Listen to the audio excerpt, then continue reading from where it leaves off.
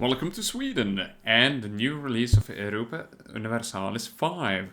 My name is Wusa and let's jump in. Today we're going to talk about how to declare war.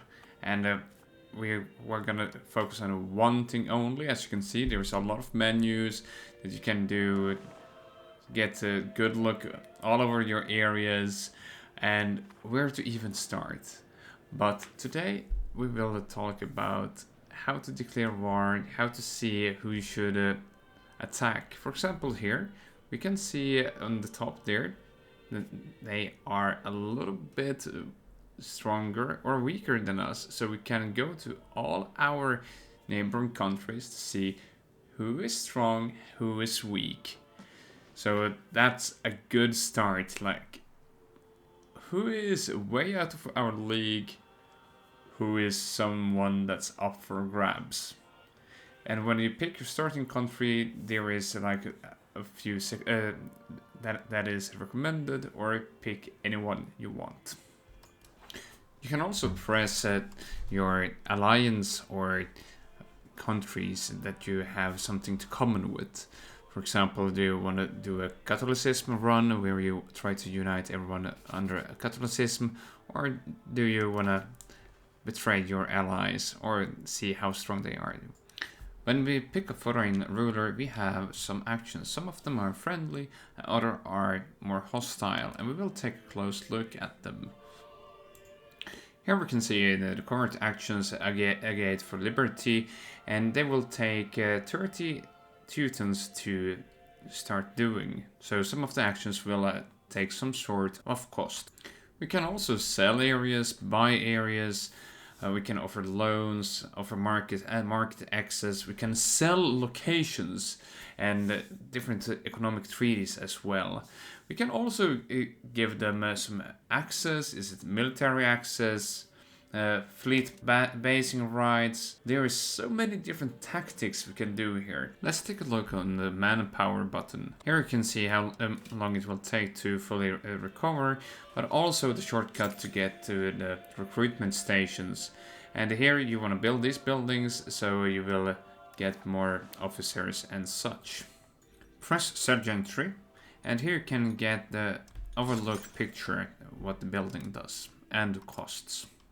You and the enemies can declare rivalry to step up the aggression towards each other as well. And this can lead to casus belli in the long run. When you have selected and declared war to your enemies, you can see the enemy's power. And yeah, this doesn't look good. We have 0 manpower, they have a few thousand. So let's go and pick a country. We take this small one, Decleration, and here we can see down to the left it says no casus belli. That can be an issue in the long run, and because we have no casus belli for this war, but we can still declare a war without casus belli in this case. But there might be other factions that will join in. When a war has started, we get an overlook on manpower, and yeah, what is the war score? And this can show a little bit how the war will go. Press our own country, we will get the panels. We can go diplomacy, we can do hostile and friendly actions, but we can also go to the military tab, and here we can raise all levies. And this is how you're raising your armies, and they will go county by county pretty much. And there's also a button there which says raise all levies. Monthly cost by logistics, how much food they eat, you saw all of it over there as well. Then you know how much food do I need to have to make this so they don't starve. And now you can see my levies are grouping. I can select them and I can make them to move wherever I want.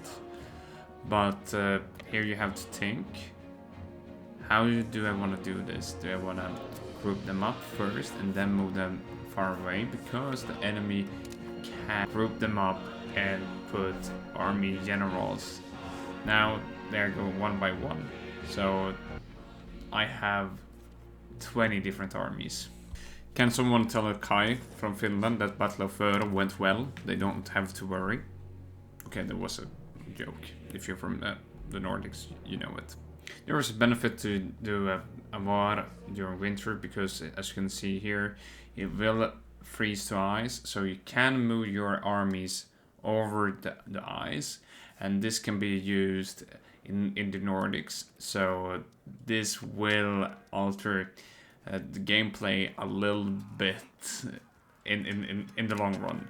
And when you do a war, rebellions might spark, as we could see here as well, and also a war takes on the economy. As you can see here, we are bleeding money, and we have to take loans that we're paying interests on. You can select armies and select to go to their capital or all diplomacy actions and proceed from there. There is always beneficial to give your army on a general. Depending on a general, there will be different effects.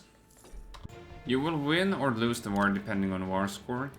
For example, one of our territories did fall, Horsholm, but here we can try to take this, but I can also decide to draw my army back and try to defeat the enemy army. You get war score by killing enemies, but also by capturing all territories. Lastly, when there's stripes on a landmass, that landmass is now to the enemy. We have lost some and they have lost some, but in the end it's all about the war score and if you can make peace and take that win. And also your army, we have peasants and they have a professional army. That's why they will beat us quite quickly, even though we have a bigger number. But fear not, this is just a tutorial and I think you will do better. So improve your land, make roads so they travel faster, have food, and you will be fine. Thank you so much for watching, and I hope you have enjoyed this video. And here you can see the disaster, the war score. But hey, thank you for watching, best of luck.